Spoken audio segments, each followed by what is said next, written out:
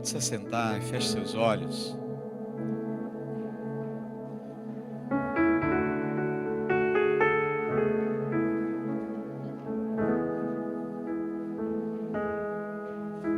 Jesus é o centro de tudo que há. Jesus é o centro de tudo que há. O início e o fim, desde a eternidade, tudo é sobre Jesus. Jesus é o centro de tudo que há. Jesus é o centro de tudo que há. O início e o fim, desde a eternidade, tudo é sobre Jesus. Você pode erguer a tua voz. Jesus, nada mais importa, nada se compara a ti.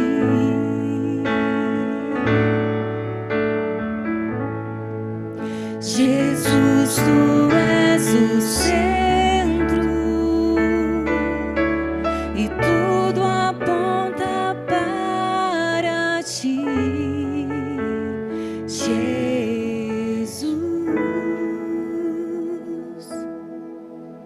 Jesus é o centro de todo o meu ser. Eu queria ouvir a tua voz. Diga. Jesus é o centro de todo o meu ser. Meu início, meio e fim, que eu viva sempre para ti, meu Jesus. Jesus, nada mais importa, nada se compara a ti.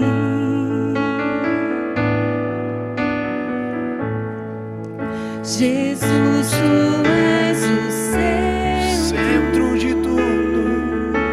e tudo aponta para ti. Nada mais e nada mais importa, nada se compara a ti.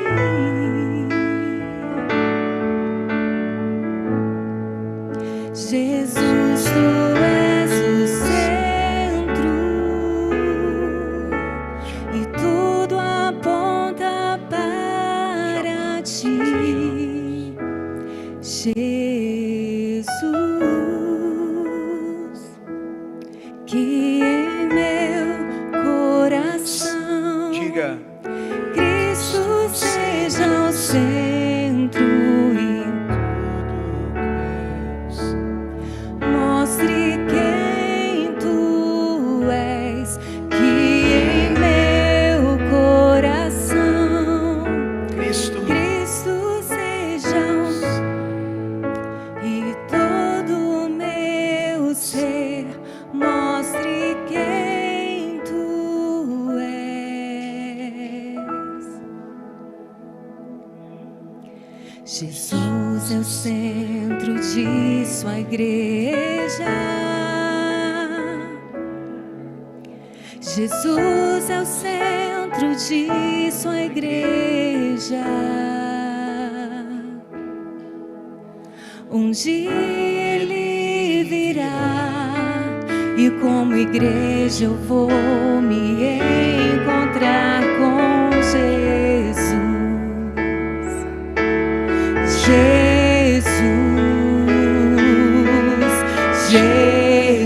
Jesus, Diga Jesus.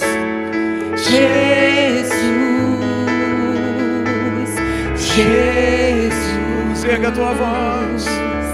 Jesus, eu vou me encontrar Te exaltamos, com Ele. te entronizamos. Nós amamos sua vinda, Jesus, e Diga, nada mais importa, e nada se compara a ti.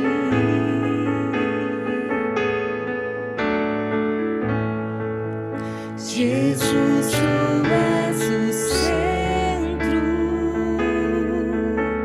e tudo aponta para ti, Jesus.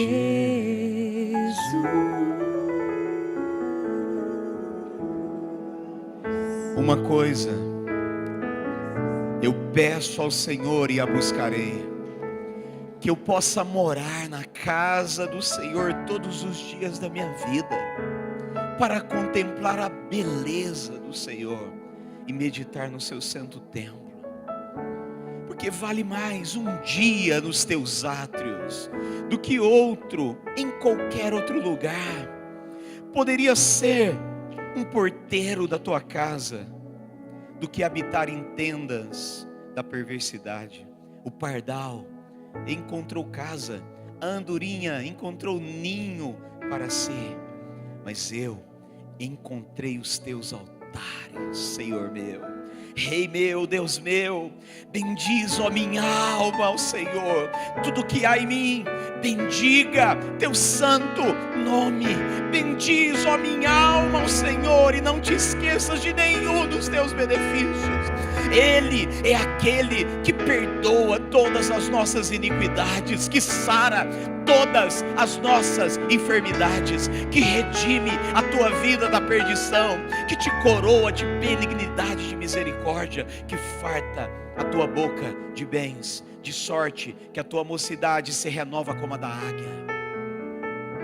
Nós exaltamos o Cordeiro que está sentado no trono, aquele que é, aquele que era e aquele que há de vir. Celebramos o nome de Jesus em Viçosa. Neste momento colocamos o teu nome acima de tudo e acima de todos. Tu és o primeiro, tu és mais importante do que o pregador. Fala conosco, toca em cada coração, batiza pessoas aqui. João dizia lá atrás: eu batizo com água, mas aquele que vem depois de mim, este vos batizará com o Espírito Santo e com fogo.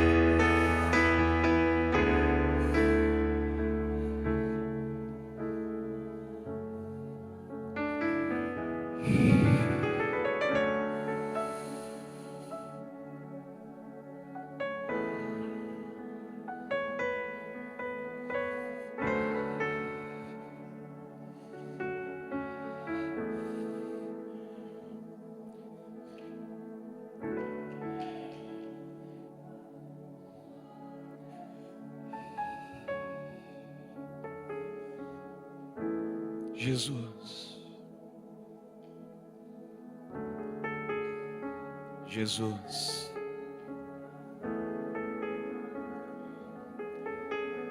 Isaías 46, versículo 9.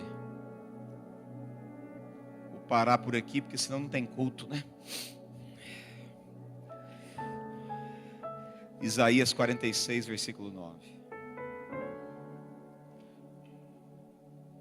Hoje de manhã está facinho aqui. Toma cuidado, porque o Espírito Santo pode te pegar aqui, amado. Você está num lugar perigoso. Deus vai mudar as vontades do teu coração, os teus planos. Isaías 46, versículo 9. Lembrai-vos das coisas passadas, desde a antiguidade, que eu sou o Deus, e não há outro Deus, não há outro semelhante a mim. Eu quero que você diga isso: não há outro semelhante a mim, que anuncie o fim. Diga: eu anuncio o fim, desde o princípio, e desde a antiguidade, as coisas que ainda não sucederam. Deus está dizendo: eu anuncio o fim, desde o princípio. O meu conselho será firme, e eu farei toda a minha vontade.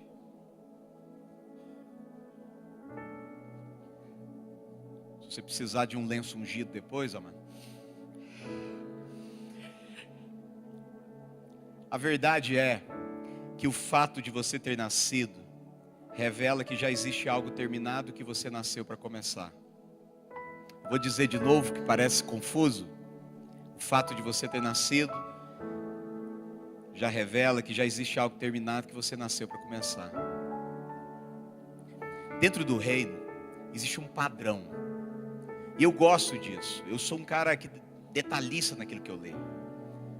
E como eu estudo a Bíblia desde os 5 anos de idade, fui criado em escola bíblica, para a glória de Jesus, eu sou um ex-nada. Você conhece isso, amado? É porque eu não tenho nada. Eu nunca fui do mundo. Eu sou um ex-nada, amado. Eu queria que você me amasse por isso também. Eu sei que você ama ex-drogado, pessoas que têm testemunho para contar, mas eu sou um ex-nada. Para a glória de Jesus, eu cresci aqui dentro, mas tive a experiência com o Espírito Santo com 12 anos. E uma coisa que eu fiz na minha vida foi estudar a Bíblia. Eu com 11 anos, de 11 para 12, já tinha lido ela toda. As minhas filhas de 10, quando elas tinham 10 anos e 11 anos, já tinham lido a Bíblia toda, já estão indo para a 3ª vez com a leitura toda. A gente ama a palavra. Fui criado na presbiteriana, então uma coisa que eu aprendi foi amar a palavra de Deus, conhecê-la bem. E eu só fui presbiteriano e batista, amado. Você imagina só o valor que eu dou para isso aqui. E morava perto da Assembleia. Então quando eu queria palavra eu ia para a igreja, quando eu queria fogo eu ia para perto da minha casa. Então eu tive um pouquinho de cada. E eu queria que você repetisse, diga, existe um padrão no reino. Um padrão. Você vai perceber em toda a Bíblia que, por exemplo, os israelitas estavam presos por 400 anos e chegou até 430 anos. Deus precisava de um libertador, ele fez com que nascesse Moisés. Os judeus estavam oprimidos pelos medianitas. Deus levantou Gideão. Os judeus estavam oprimidos pelos amonitas. Deus levantou Jefité. Quando o sacerdócio estava corrompido na casa de Eli, Hofni e Finéias, no livro de Samuel, Deus fez com que um ventre estéril de uma mulher chamada Ana gerasse Samuel. O padrão é o mesmo. E nós vamos encontrar diversos exemplos disso em toda a Bíblia. Quando os judeus estavam sendo oprimidos pelos filisteus, Deus fez com que nascesse Sansão. Quando o homem estava condenado eternamente, Deus enviou o seu filho, chamado Jesus. O padrão é o mesmo. Porque existe um padrão no reino. Amém, irmãos? Existe um padrão. A forma de Deus trabalhar é sempre assim. Deus trabalha em cima de padrões. Você vai ver isso, por isso que Deus não muda. Ele é o mesmo ontem, hoje, para sempre. Porque Deus, ele tem a mesma forma de trabalhar sempre. O modo de Deus trabalhar é único. Ele não muda. Nada muda a sua natureza. Nada muda quem Deus é. Agora, eu acho muito interessante algumas coisas que eu vejo na Bíblia.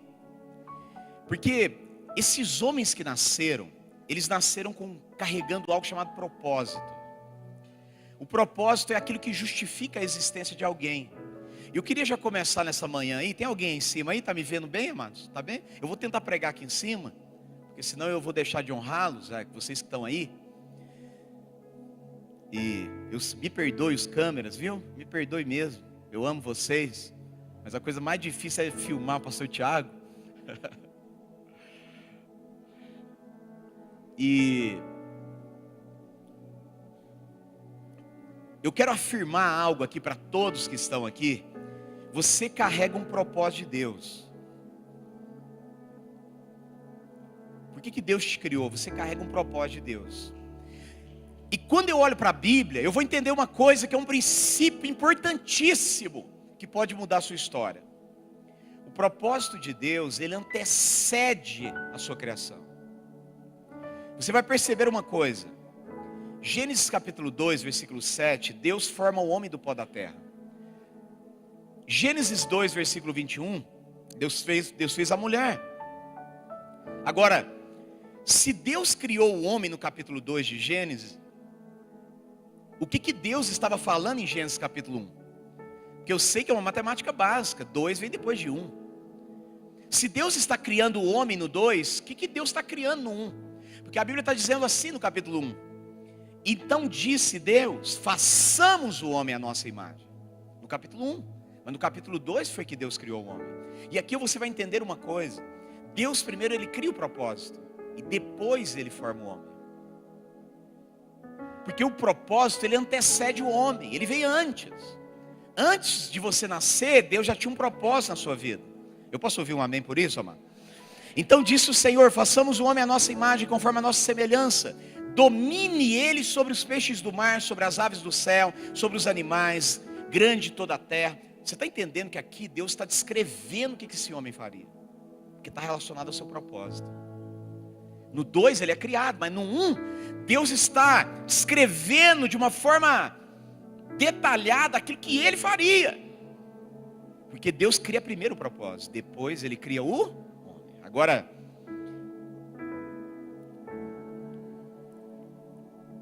a Bíblia diz em Salmo 139, os teus olhos me viram meu embrião, todos os dias determinados para mim foram escritos no teu livro, antes de qualquer deles existir. Como são preciosos para mim os teus pensamentos, ó Deus, como é grande a soma deles. Deus tem um propósito para mim, e este propósito deu origem a mim. E agora eu queria citar alguns exemplos práticos, bíblicos, para que você pudesse entender. Eu queria que você abrisse a Bíblia comigo em 1 Samuel, capítulo 3, versículo 1. Tem gente que gosta de Bíblia aqui, amado? Tem alguém que gosta de Bíblia? É porque eu não vim aqui fazer barulho. Amém, irmão? Eu não vim aqui fazer barulho. Você me perdoe, mas o barulho que eu possa fazer aqui, ele não pode te transformar, mas a palavra do Senhor pode te transformar.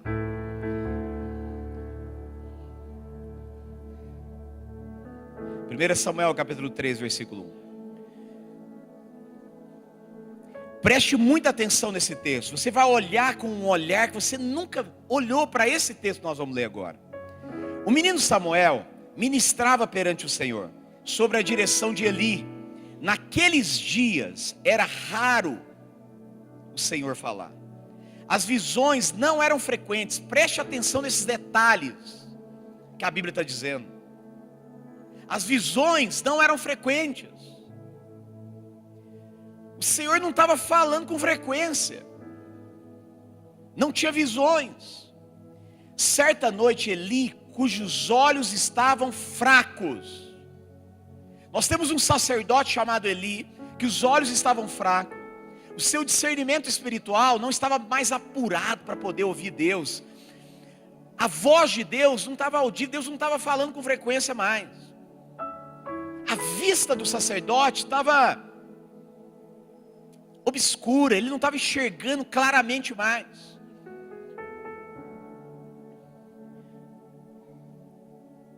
A lâmpada de Deus ainda não havia se apagado. E Samuel estava deitado no santuário do Senhor, onde se encontrava a arca de Deus.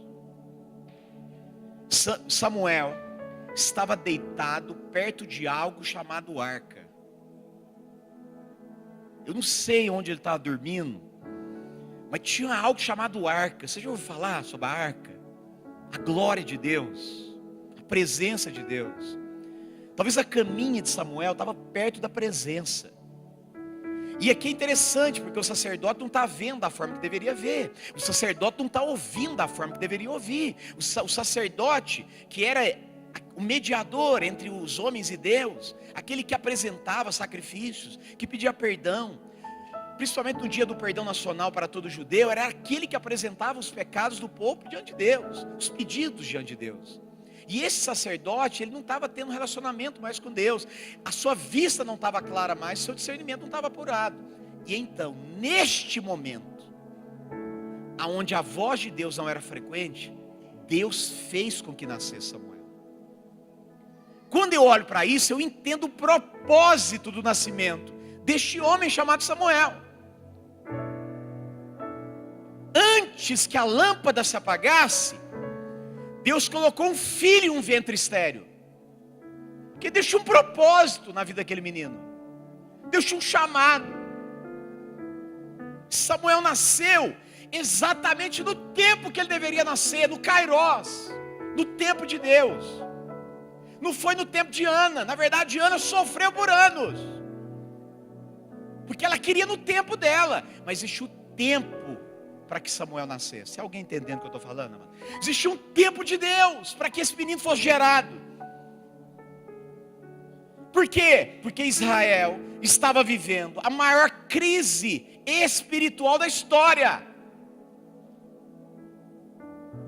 Hofni e Finéias, filhos de Eli, que herdariam o sacerdócio, estão desviados, se prostituindo na porta do templo. Deus precisava que nascesse um menino santo, alguém que repousasse perto da arca, alguém que honrasse a presença de Deus.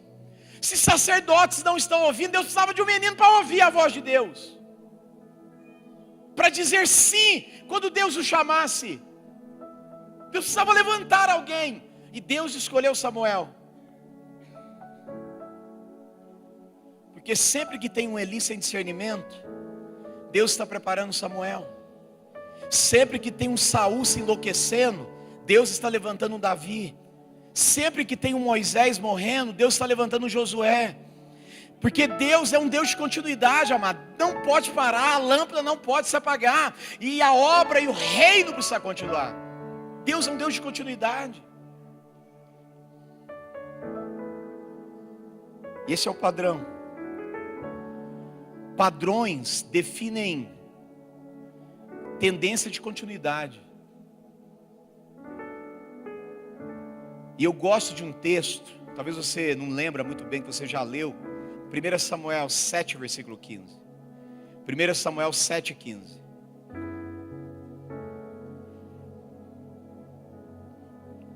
Eu adoro esse tipo de frase na Bíblia. Samuel continuou como juiz de Israel durante todos os dias da sua vida. O que nós estamos lendo ali? Diga todos. Todos os dias. Ele não parou em meia idade. Ele envelheceu fazendo algo que Deus chamou ele para fazer. Eu adoro isso, porque estamos numa conferência de vinho novo, odre novo. E só existe uma forma de conservar pessoas que dão continuidade, pessoas constantes. Samuel era um homem de propósito. Homens de propósito são sempre constantes. Eu vou entrar em uma história agora, que talvez vai ser a coisa mais impactante que você já ouviu na sua vida, sobre propósito. Eu queria, após introduzir com Samuel, eu queria te apresentar alguém na Bíblia. Um homem chamado Sansão. Você vai entender propósito como você nunca entendeu até hoje, através de Sansão. Eu queria que você abrisse a Bíblia comigo, Juízes capítulo 13, versículo 1.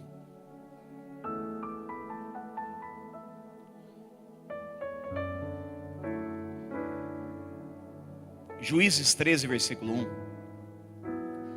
A Bíblia diz assim: e os filhos de Israel tornaram a fazer o que era mal diante dos olhos do Senhor. E o Senhor os entregou na mão dos filisteus por 40 anos. Entenda a história. 40 anos o povo estava preso, oprimidos pelos filisteus. Existe uma crise para que Deus faça homens de Deus nascerem. E havia um homem de Zorá, da tribo de Dan, cujo nome era Manoá. E a sua mulher era estéril. Amados, olha que coisa, é um padrão. Por que Deus não escolheu uma mulher com ventre sadio? Parece que é a mesma forma. Mesma forma de Ana. Eu não sei, mas eu sinto do Espírito Santo aqui, que tem muita gente aqui improvável. Porque Samuel é improvável, é alguém que nasce de ventre estéril. Sansão é o improvável, que nasce de um ventre estéril, de uma mulher que não podia gerar. E eu estou diante de muitos improváveis aqui. Talvez você veio de uma situação inimaginável. Você, humanamente, você não poderia estar aqui hoje. Todas as condições foram desfavoráveis. Mas você chegou até aqui, você está nesse culto aqui na manhã, em Viçosa, nesse dia, no dia das mães. E eu queria até parabenizar todas as mães. E hoje, você aqui no Dia das Mães, talvez você seja uma improvável. Exatamente o que aconteceu com a mulher de Manoá. E sendo essa mulher improvável, porque homens de propósito, eles vêm sempre de uma condição improvável. Anjo do Senhor, e o anjo do Senhor apareceu a essa mulher e disse: eis que agora é estéril, e nunca tens concebido, porém conceberás e terás um filho. Agora, guarda-te de beber vinho, bebida forte, comer comida imunda, porque eis que tu conceberás e terás um filho, e sobre a cabeça não passará navalha. Porquanto o menino será nazireu de Deus, desde o ventre, e ele começará a livrar Israel da mão dos filisteus. Então disse Manoá: cumpre-se as tuas palavras, mas qual será o seu modo de viver e o seu serviço? Preste atenção nessa pergunta de Manoá. Qual será seu modo de viver e o seu serviço? Eu quero que você repita isso, diga modo de viver e serviço. Qual será seu propósito? O que esse menino vai fazer? Qual é o chamado da vida dele? Como ele vai servir a nação?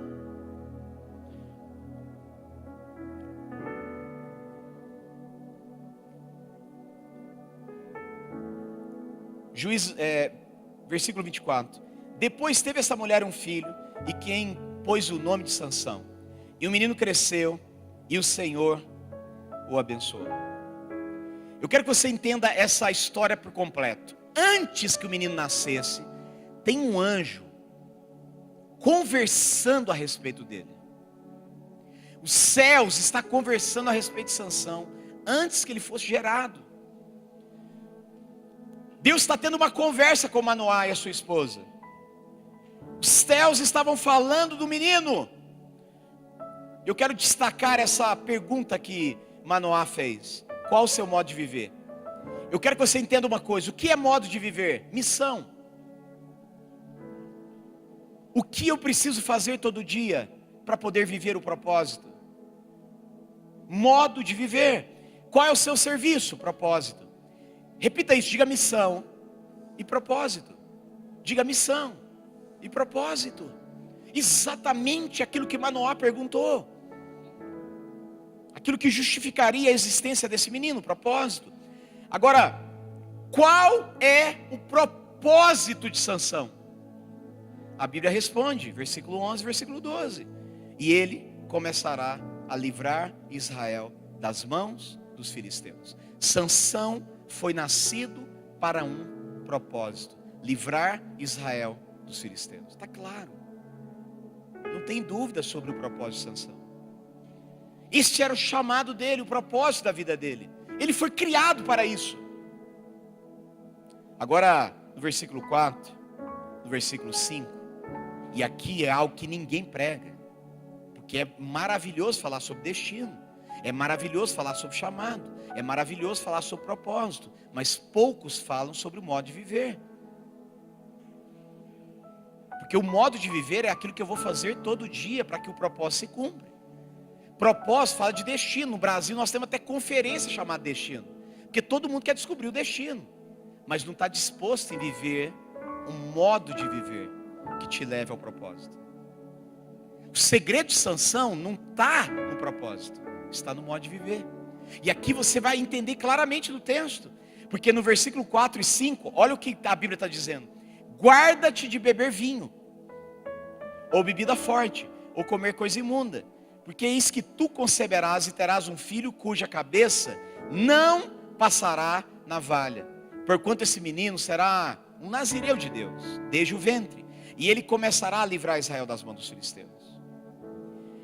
Deus estava chamando Sansão para ser um nazireu. Nazireu significa consagrado, alguém separado. E a Bíblia diz que ele não poderia beber vinho. Existia um costume judaico de vinho. Todo mundo podia beber, mas Sansão não podia beber. E eu quero que você olhe para mim aqui e preste atenção no que eu vou dizer hoje, amado. Porque eu não estou doutrinando a igreja, eu estou contando a história de Sansão. Todos podiam beber, mas Sansão não podia beber. Está comigo? Por quê? Porque ele era alguém consagrado, separado. Deus estava colocando um propósito grandioso. E enquanto Sansão preservasse o seu modo de viver, ele teria força para cumprir propósito. Porque o que te capacita a cumprir propósito é o seu modo de viver. Enquanto ele não bebesse vinho, enquanto ele não colocasse a mão em coisas imundas, enquanto ele não cortasse as suas 7 tranças, porque existem coisas proféticas de Sansão. Por exemplo, 7 é o número de Deus. 6, o número do homem. 7 fala de Kairós. 6 fala da humanidade. 7 é as 7 hastes do candelabro. Sansão tinha 7 tranças. Significava o candelabro de cabeça para baixo, em sua cabeça. A ponta das hastes do candelabro tinha azeite. Então, enquanto as tranças estavam fixadas sobre a cabeça de Sansão, existia um azeite do Espírito Santo. E este azeite que caía todo dia, as 7 tranças, esse azeite que pingava sobre a cabeça de Sansão, tornando ele um homem santo, um homem separado, um nazireu, alguém consagrado. Exatamente essas 7 tranças o daria força para poder se levantar contra os filisteus. Alguém está entendendo o que eu estou dizendo? Porque existia um princípio, existia um modo de viver, amado. O diabo não queria tocar no propósito de Sansão. O diabo queria tocar no modo de viver de Sansão. Enquanto as suas vestes estivessem brancas, não faltaria forças para se levantar contra os seus inimigos. Quando o diabo tocasse nas vestes de Sansão, nas vestes de santidade, e o modo de viver fosse manchado, Sansão perderia a força. Tem alguém comigo? Você entende isso claramente, amado, que a Bíblia está te revelando? Eu quero, porque eu não comecei ainda, mas eu estou fazendo uma introdução. Alguém gosta de Bíblia aqui, amado? Você entende uma coisa? O modo de viver de Sansão o credenciava para as batalhas da vida. O que o fortalecia, a força dele, estava no seu modo de viver, na sua santidade, naquilo que Deus o chamou para ser. Existia uma lei do nazareado: não poderia passar navalha no seu cabelo.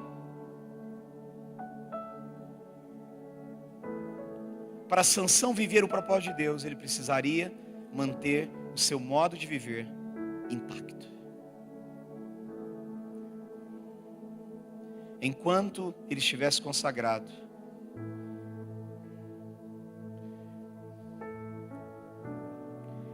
quando os inimigos viessem até ele, ele se levantaria, e a unção que estava sobre Sansão o credenciaria para vencer todas as batalhas. Todos que estão aqui, e eu me incluo nisso, você carrega um propósito poderoso e único. Mas se o seu modo de viver não for compatível à sua posição e à sua identidade, você jamais o viverá. Mesmo que você já ouviu frases pentecostais, que você não vai morrer sem as promessas de Deus se cumprir. Mentira. Porque isso não é bíblico. A Bíblia de Hebreus, o livro de Hebreus mostra milhares de pessoas que morreram sem ver promessas de Deus. Porque não existe promessa se o modo de viver não for compatível. Se o modo de viver não for como o dia que você a recebeu. Não existe promessa de Deus cumprida se a sua vida não for uma vida consagrada.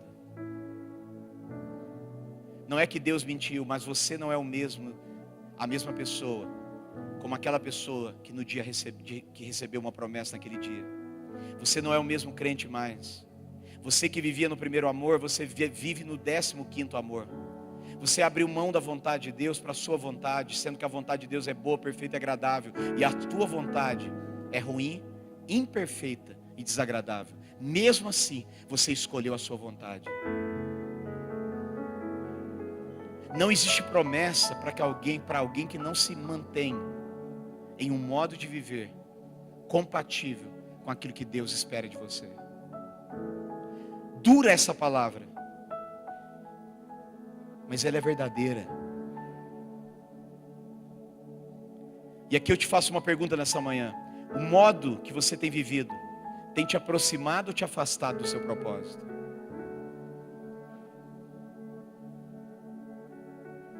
Sansão não precisava fazer muita coisa. Ele só precisava fazer uma única coisa: se manter consagrado. O propósito de Deus, ele encontra com o nosso modo de vida.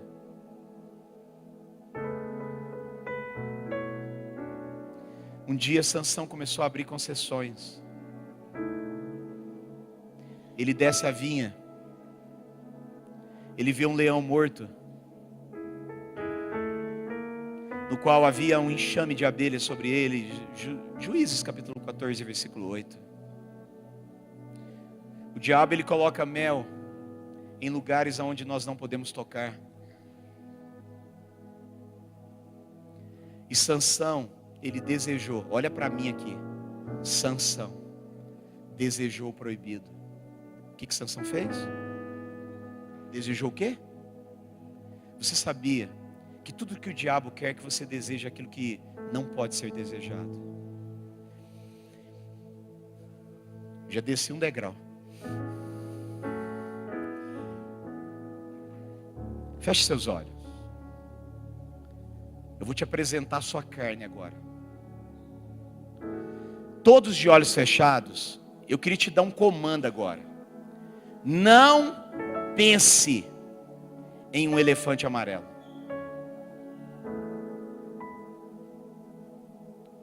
Pode abrir os olhos.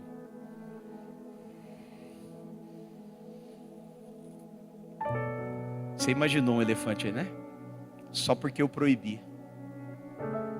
A sua carne deseja sempre o proibido. Você sempre vai desejar aquilo que não pode. Porque o diabo, ele quer tocar no seu modo de vida. Porque se ele te manchar, se você cair, porque eu quero que você entenda uma fase do Billy Graham, que eu amo muito. Sempre que você desejar navegar para longe de Deus, o diabo sempre tem um barco. Ele nunca vai fazer você esquecer do propósito. Ele só precisa tocar no seu modo de vida.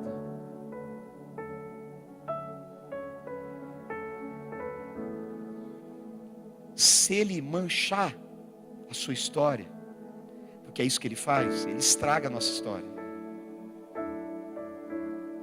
Ele quer tocar no seu modo de vida. Sempre foi assim. Eu precisaria de 5 horas aqui para poder contar histórias da Bíblia para vocês. O que o diabo fez com Davi? Ele desejou aquilo que não podia. Davi tinha todas as mulheres do reino. Ele desejou a mulher de Urias. Por quê? Porque a nossa carne sempre vai desejar o proibido. Sansão tinha poucos comandos: não beba vinho, não beba comida forte, não toque em coisa imunda e mantenha intacto, não passe navalha da sua cabeça. Eram apenas 3 coisas que ele precisava seguir. Parece pouco, não é? Você fala assim, é pouco. São apenas 3 regras, amados. Quando o reino nos apresenta um modo de vida, é um código de ética, é uma linha imaginária. São linhas que eu não posso cruzar.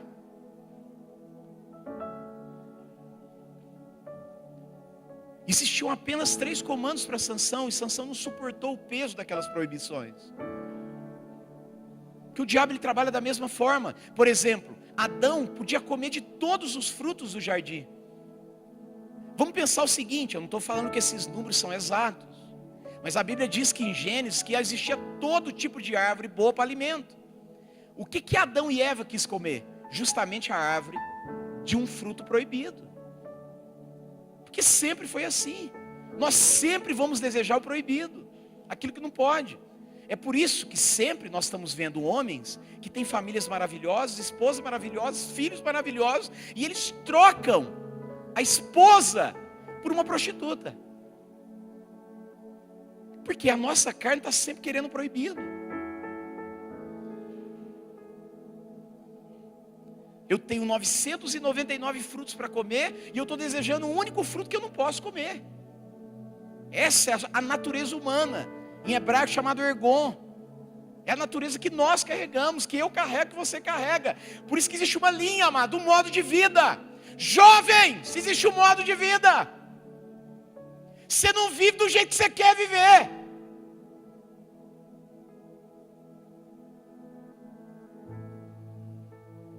Você está numa igreja que não prega sobre hipergraça. Venha e continue como você veio. Não! Isso não é o evangelho de Jesus. Isso não é cristianismo. E nós como pastores, nós não podemos alimentar isso. Porque não é número. A porta não é larga, é estreita.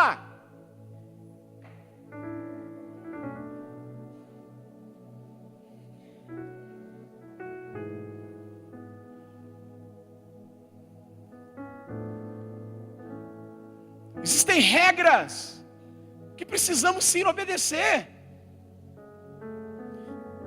Quando eu olho para essa linha imaginária, eu criei uma linha imaginária para mim, que eu nunca cruzo.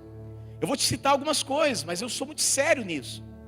Eu me lembro uma vez, estava pregando uma conferência da Lagoinha, uma conferência do Espírito Santo. Eu estava sozinho viajando. Eu cheguei no hotel e homem tem mania de ligar a televisão. Quando eu liguei, apareceu uma cena pornográfica. Não preciso desenhar a cena não, né? Estava lá, uma cena sensual, né? Não era pornográfica, mas sensual. Naquele momento, amado, meu coração ficou constrangido. De manhã, às 9 da manhã, eu tinha que pregar. Imediatamente eu peguei o controle e desliguei. Mas eu fiquei com aquilo na minha cabeça. Falei, por que eu liguei a televisão? A minha pergunta era essa, por que eu liguei a televisão? E eu fiquei de joelho. E eu falei, Espírito Santo, me perdoa. Por esses 3 segundos que eu mantive a televisão ligada. E eu desliguei. Agora, eu pedi perdão. Porque eu lembrei de várias coisas. Eu lembrei da minha esposa, da esposa maravilhosa que eu tenho, da família maravilhosa que eu tenho, do ministério que Deus me confiou.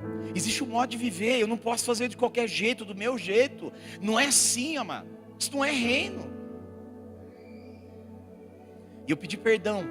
Só que não foi apenas eu pedir perdão. Eu fiz um voto. Eu falei, todas as vezes que eu estiver em um hotel, eu não vou ligar a televisão. Toda vez que eu estiver sozinho em um hotel, eu não vou ligar a televisão de novo. É o meu voto. Eu não estou falando para você me copiar. É o que eu preciso fazer para que o modo de vida seja um modo de vida consagrado. Por exemplo, eu tenho uma regra da minha vida. Sempre foi assim. Eu me lembro quando eu comecei a ministrar aula, no ano de 2007, eu estava dando aula para o curso de jornalismo. E eu estava lá com os alunos da universidade, dando aula. E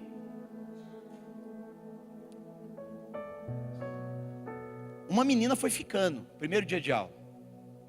Eu não sei o que ela viu em mim, né? Porque bonita eu não sou, né? Mas ela foi ficando. Eu fiquei achando estranho, porque um curso de jornalismo é 99% mulher. E ela foi ficando na sala.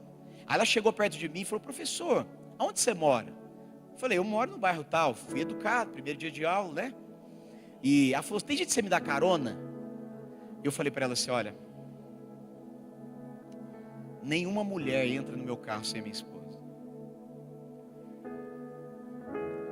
E ela ficou meio chocada. Falei assim, agora se você quiser uma carona, domingo, 7 horas, eu passo na sua casa com a minha esposa e nós vamos para a igreja.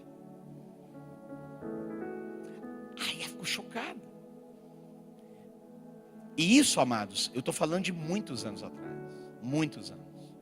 Não sei quantos anos já, mas muitos anos. Agora, há uns tempos atrás, tipo 2 anos atrás, uma professora estava lá no campus dando aula. Uma professora falou assim, professor, desde que você me dá carona para o hotel. E aconteceu de novo. E eu falei para ela assim, olha, nenhuma mulher entra no meu carro sem a minha esposa. E ela ficou toda sem graça, porque era uma professora, uma doutora, educada. Ela não fez por mal, ela não estava interessada em mim. A menina do jornalismo, eu desconfio. Ela estava com cara de pomba que gira. Já ouviu falar nesse demônio? Aí...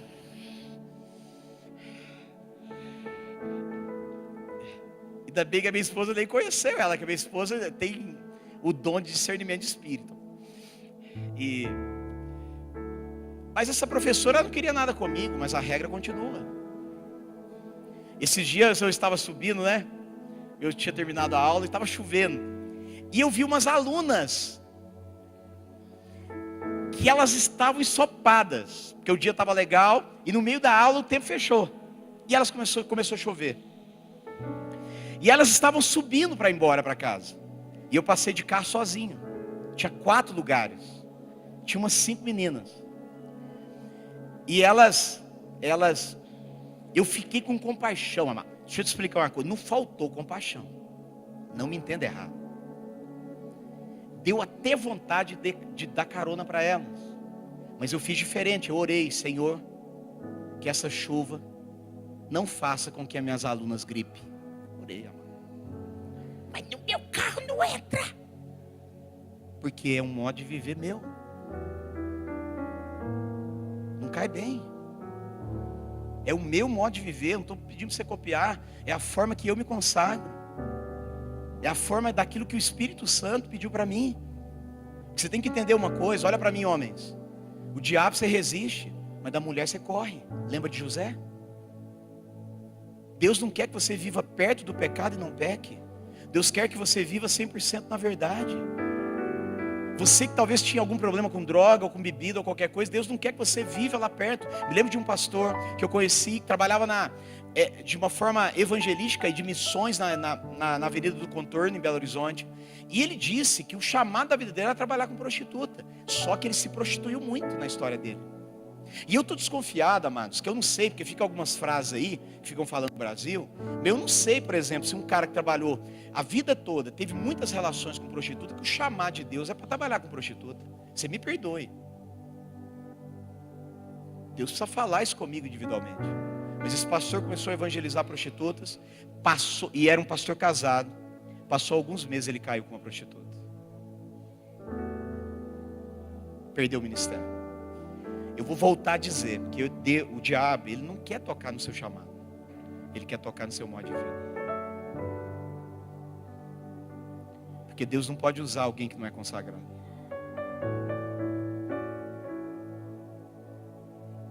Isso não é um padrão do reino. Deus usar um vaso sujo. Você está mantendo pecados escondidos. Mas você precisa entender hoje que isso está te afastando do seu propósito. Não é porque Deus está demorando. É você que está demorando em mudar o seu modo de vida. Tem muitos pregadores por aí dizendo Deus está com pressa. Não, Deus não está com pressa. Pressa é atributo de pessoa atrasada. Deus não erra o tempo. Quem está atrasado é você. É porque as decisões que você precisa tomar, você não toma.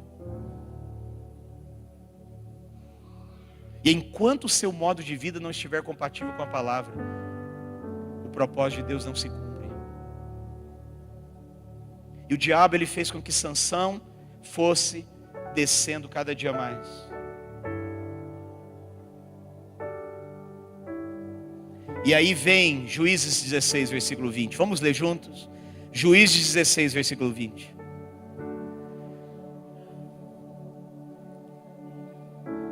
Sansão, ele desce a vinha, ele toca naquilo que não podia tocar, e ele começa a brincar com Deus. Ele começa a brincar com o pecado. O diabo coloca uma mulher na vida de Sansão, chamada Dalila. E ele vai brincando com Deus. Ele não leva a sério o seu chamado. Toma cuidado.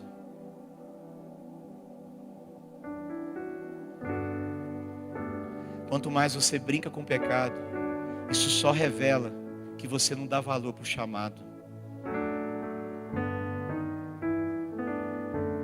É muitas pessoas hoje que vivem sem temor algum, sem reverência alguma.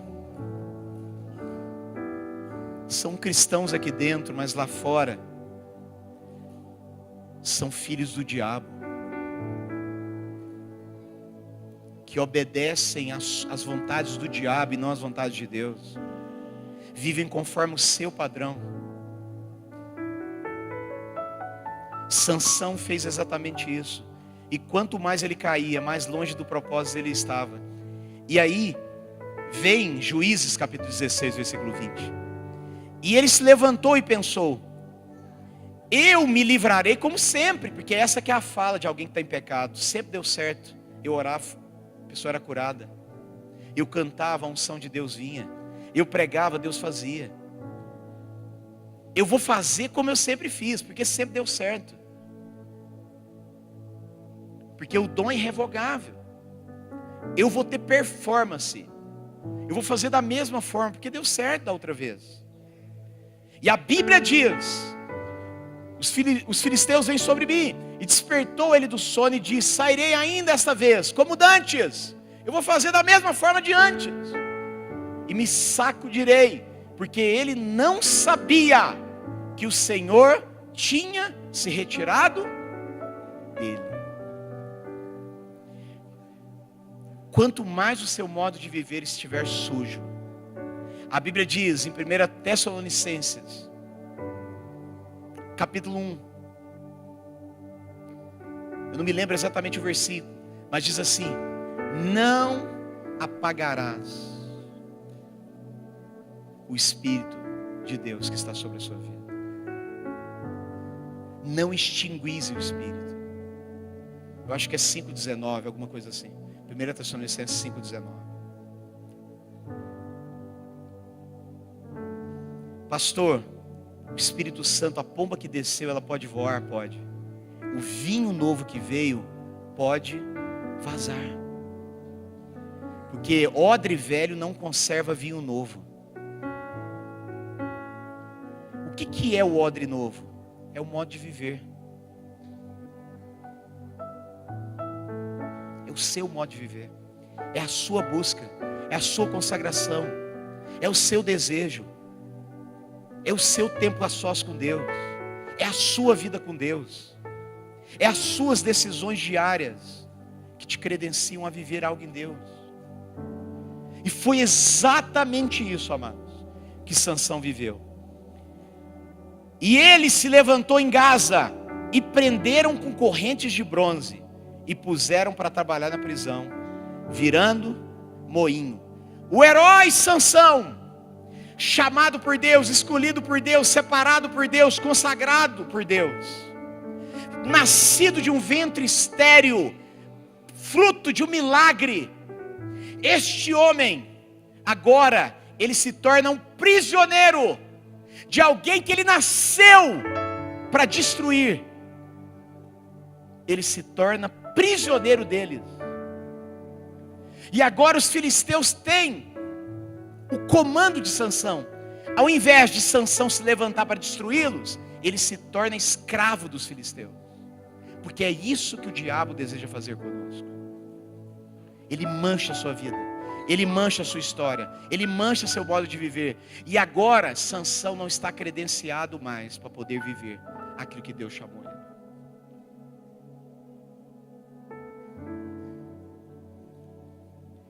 Todos culpam Dalila, mas o processo de queda na vida de Sansão foi um processo. Cada dia ele estava caindo um pouquinho. Primeiro a vinha, depois o cadáver, depois a prostituta, depois Dalila. Nenhuma queda é repentina. Toda queda é um processo.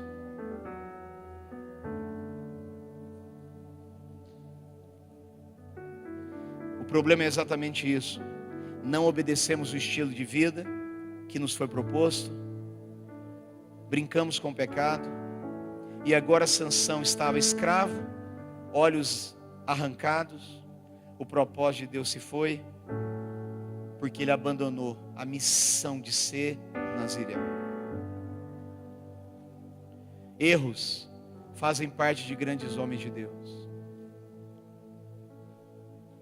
E Deus é o Deus da segunda chance. Sansão teve uma segunda chance. Todos nós temos. A Bíblia diz em Juízes 16, versículo 22. E Sansão orou ao Senhor dizendo: não há uma pessoa que ora ao Senhor, mesmo estando em pecado, que Deus não ouça. Eu amo aquele texto de Jonas, que diz assim: e veio a palavra a Jonas pela segunda vez. Eu amo isso. E veio a palavra do Senhor a Jonas, segunda vez. Porque Deus dá sempre uma segunda chance. E Sansão orou ao Senhor dizendo: o Senhor meu Deus, peço que lembre de mim. Por favor, dai-me força só mais uma vez. Porque quem não é consagrado não tem força mais. O diabo ele tocou no seu modo de viver. Você não tem força para orar, não tem força para buscar. Pouco é a sua força de vir à igreja. Sua força se foi. Deixa que eu, só mais uma vez, me vingue dos filisteus. Por terem furado os meus olhos. Sansão não estava vendo mais. Então agarrou as duas colunas do meio, que sustentavam o templo, com a mão direita numa coluna e a esquerda na outra. Jogou todo o seu peso contra eles e gritou: que eu morra com os filisteus. Em seguida deu um empurrão com toda a força e o templo caiu sobre os governadores e todas as outras pessoas. E assim Sansão matou mais gente na sua morte do que durante a sua vida. Olha para mim aqui e preste atenção.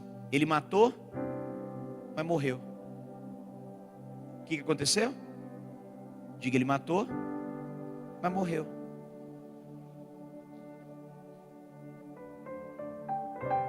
Qual era o propósito dele? Livrar Israel das mãos dos filisteus. O propósito do Senhor prevaleceu. Mas poderia ter outro fim. Outra história.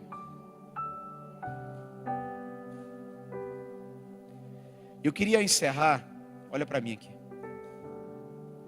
Nós entendemos por que Samuel veio ao mundo. Amém? Você entendeu? Ele não estava enxergando. Ele não estava ouvindo Deus. O sacerdócio estava corrompido e Deus precisava de alguém consagrado para dar continuidade.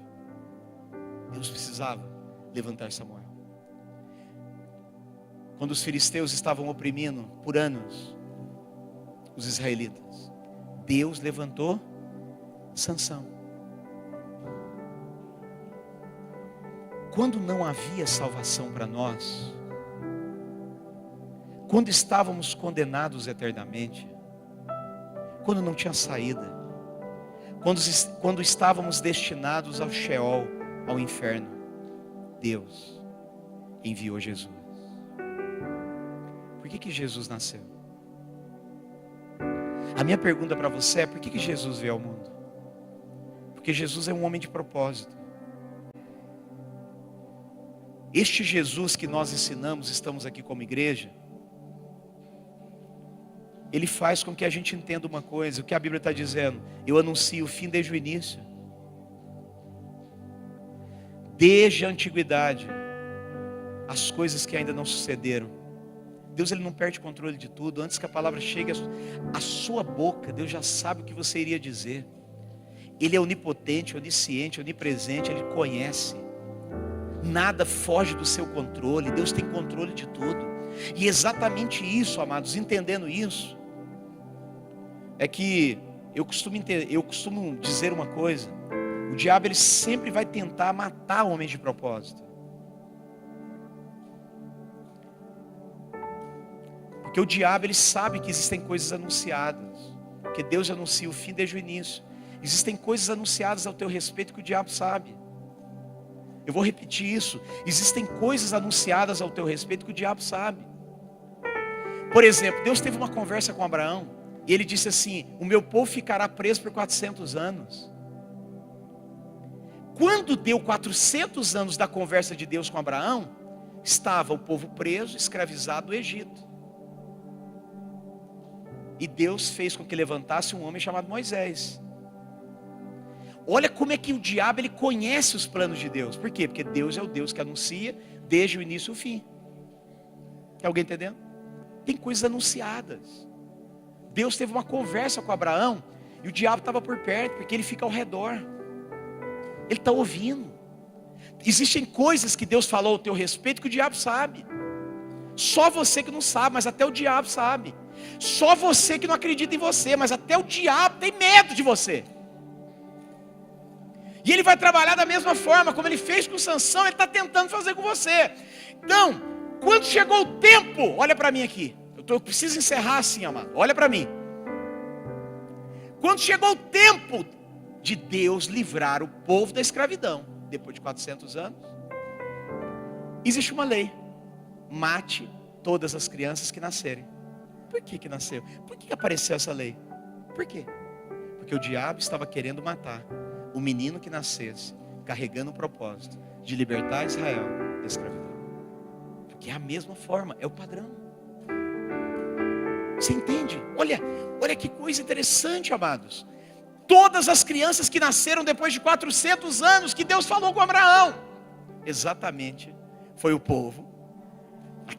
Existia algo para matar todas as crianças. Aí estamos agora no Novo Testamento. Existiam promessas que os profetas fizeram, principalmente o livro de Isaías, que nasceria o Messias. O diabo, ele conhece as coisas anunciadas. Quando chegou o tempo, o que ele fez? Quando Jesus nasceu, existia uma ordem para que pudesse matar todas as crianças que nascessem. Exatamente igual com Moisés. Porque Moisés era um homem de propósito, um libertador. Ele seria o líder que conduziria a saída do Egito em destino à terra prometida. Ele foi o homem chamado por Deus, escolhido por Deus, exatamente como Jesus. Jesus é um homem de propósito, chamado por Deus, escolhido por Deus. Ele foi enviado por Deus para cumprir um propósito. E o diabo tentou matar Jesus. É por isso que você precisa olhar agora, amado, parar de culpar as pessoas. Talvez eu não sou bem sucedido porque eu fui fruto, gerado, talvez de uma relação não tão legal, de um tempo não tão preparado, não tive pai, não tive mãe, eu fui abusada, eu sofri traumas irreparáveis. Mas deixa eu te falar uma coisa, agora você vai começar a entender que a culpa não foi de homens, o diabo estava sempre na sua história tentando te matar. Ele estava sempre, todos os traumas que você carrega, tudo aquilo que aconteceu na sua vida tem um propósito: apagar, obstruir, impedir que o propósito de Deus se cumpra. Você vai entender isso agora, porque a nossa luta não é contra a carne ou sangue, mas contra potestades. O diabo está sempre querendo te destruir. Tudo que você passou até aqui foi estratégia do diabo, como ele fez com Jesus, como ele fez com Moisés, como ele fez com Sansão. O mesmo modo, o diabo está trabalhando da mesma forma. Ele está sempre tentando te destruir.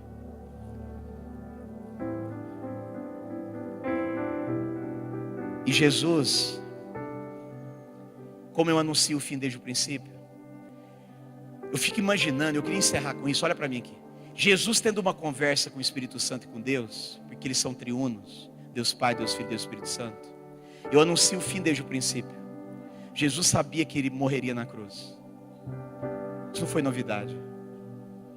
Para que houvesse perdão de todos os pecados, precisaria haver derramamento de sangue. Isso era uma lei irrevogável naquela época. Só existia um modo de Jesus morrer: derramando sangue.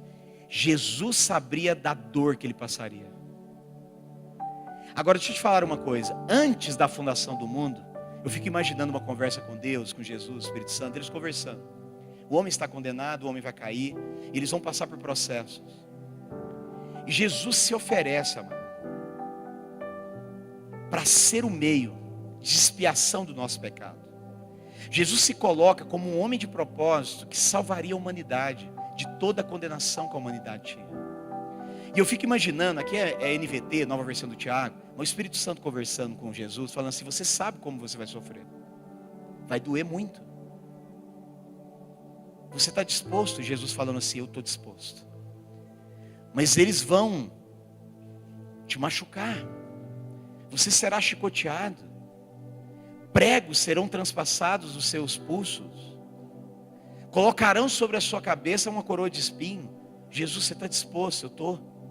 Agora, eu fico pensando uma coisa: Jesus sabendo tudo que ele passaria, por que Jesus mesmo assim veio, se encarnou, nasceu do ventre de Maria, foi perseguido pelo diabo para morrer, foi perseguido no deserto, sabendo tudo que ele passaria no Getsêmani, ao ponto de suar gotas de sangue, sabendo que seria traído, seria negado, seria desonrado,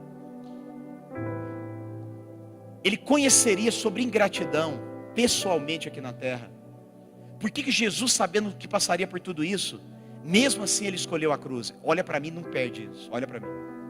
Vem aqui, vem aqui.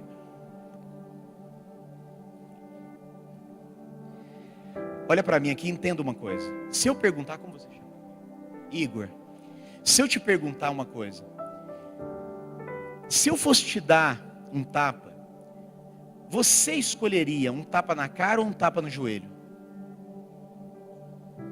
Por que é o joelho? Dói menos. Porque dói? Obrigado. Todos nós, olha para mim aqui, escute o que eu vou falar. Todos nós escolhemos o que dói menos. Por que Jesus escolheu a cruz?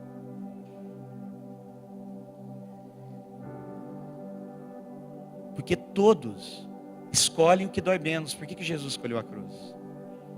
É porque dói menos. A dor da cruz não é comparável da dor de viver sem você. Dói menos.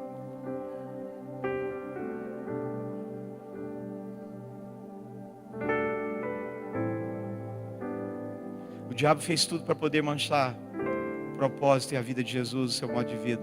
Essa Bíblia diz. A Bíblia diz, amado, que ele foi ao madeiro. E naquele homem não se achou pecado algum. Jesus foi o sacrifício aceito por Deus para perdão do seu pecado.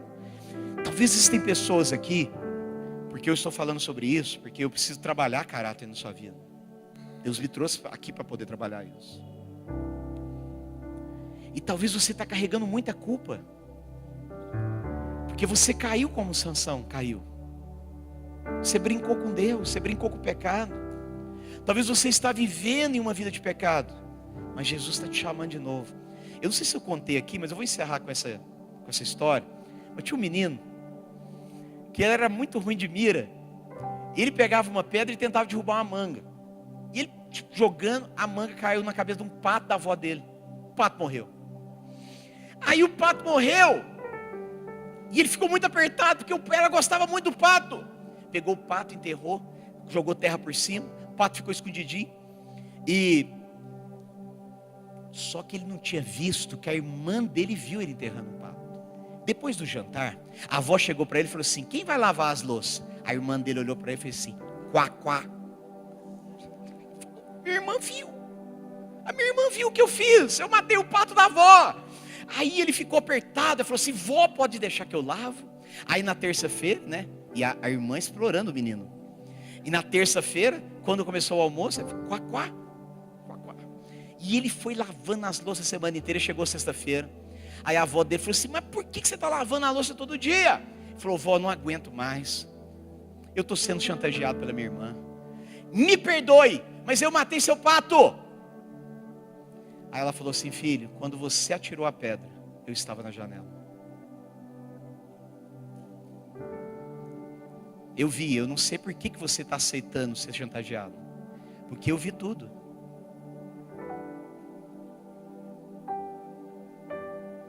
E a sua irmã está te explorando. Mas eu vi o que você fez. Deixa eu te falar uma coisa nessa manhã. Seja em cima ou aqui embaixo. Eu me sinto aqui como se eu estivesse num cemitério de pato.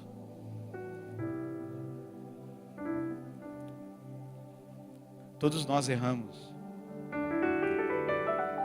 Todos pecaram e carecem da glória de Deus, diz o livro de Romanos. Mas quando você fez algo, Deus viu. E o mesmo Deus que viu, Ele está disposto a te perdoar. Eu gosto muito disso. E veio a palavra do Senhor a Jonas a segunda vez. E veio a palavra do Senhor a Jonas a segunda vez. E veio o poder de Deus sobre Sansão pela segunda vez. E ele derruba aquelas pilastras e mata todos os seus inimigos. Porque Deus é um Deus de segunda chance. Eu não sei se você está disposto a viver num modo de vida que vai te levar ao teu propósito. Você não precisa fazer muito. Você não precisa batalhar por propósito. Você precisa batalhar diariamente em conservar seu modo de vida. Eu sei que as batalhas serão grandiosas, as lutas serão grandiosas. A vida exige muito de você. Mas se você conservar seu modo de vida, você vai poder usufruir de tudo que Deus tem. Existe um Deus nessa manhã, capaz de te perdoar e de arrancar de você toda a culpa. Deixa eu te falar uma coisa. Quando você pede perdão para Deus e se arrepende dos seus pecados, a Bíblia diz que Deus, Ele pega os seus pecados e joga no mar do esquecimento. Deus não se lembra do seu pecado. Sabe quem que lembra de pecado? Você e o diabo. Você precisa escolher que lado que você está.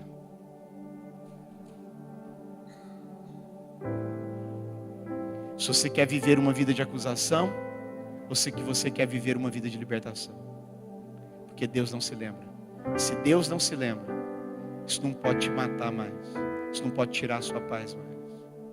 Nessa manhã, eu quero orar por homens e mulheres de propósito. Por homens e mulheres que serão levantados, conscientes que Deus tem um plano, que Deus escreveu a respeito de você. Todos os seus dias foram escritos, existe algo escrito. Sabe qual que é nosso segredo? O segredo do reino é descobrir o que está escrito a respeito de mim. E orar como Jesus orou. Que não seja feita a minha, mas a tua. A oração que eu fiz no meu quarto, um adolescente ainda, eu abro mão dos meus sonhos, para que o Senhor coloque os teus sonhos dentro de mim. Tem alguém aqui disposto a fazer essa oração hoje? Essa palavra faz sentido para vocês, amado? Deus está falando com pessoas aqui? Talvez Deus esteja falando com você, te chamando, te corrigindo, porque Deus corrige quem Ele ama. Deus está te trazendo de volta. Lembra de onde caíste. Lembra de onde caíste. Volte a praticar as primeiras coisas que você praticava. Quando você conheceu Jesus, comece de novo. A Bíblia é clara em Apocalipse. Volte a fazer as primeiras obras. Volte a fazer aquilo que você fazia lá no início, amado. Porque não tem outro caminho. Cada adolescente, cada jovem, cada senhor, senhora, cada família que está aqui, o propósito de Deus é único, amados. E a responsabilidade coletiva. Deus está falando a mesma coisa com todos. E Deus quer alinhar você hoje.